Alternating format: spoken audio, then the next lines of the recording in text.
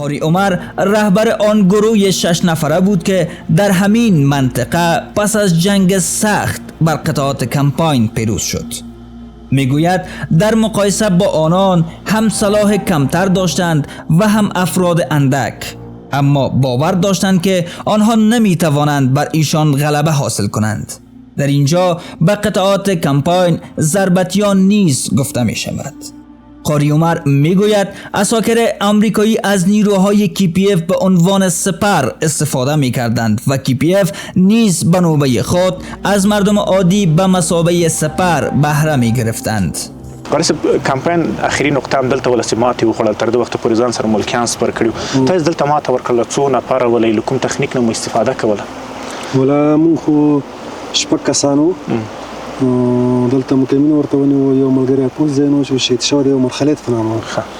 نو شپږ کسان وو، داسې پرمختللي وسایل هم نه ورسره، راکټ، پیکا، زړکۍ، دا شیان راسره وو، داسې شیان ورسره کلاشینکوف شي، دا شیان.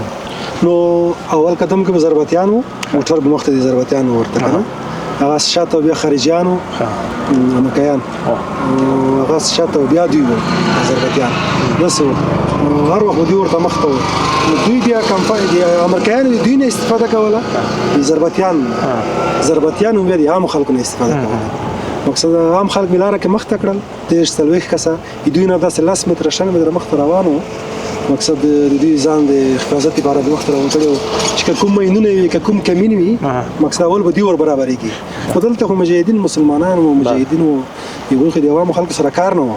نو کوشش به مجاهدین وکړي چې عام خلک ورسره وو، دوی باندې ټک نه کړه، ځان ډزونه مې نه پکې نه بي کمین په. نو د اوس چې دلته مات شو، مقصد د ضربتیان مخته 2 خطونه نور و کمر بدونه، خو هلته دی عوام خلک مخته کړي و ځان ته، هلته مجاهدینو مقصد کار په ونه لره، دوی باندې یا ټکان وکړي یا کمین په وهي یا ماین ته پټه ورکړي. مقصد داسې مجاهدینو کور ورسره ونه لره. دې په خاطر چې عوامو ته کومه ضربه ونه رسېږي، عوام زیانمن نه شي.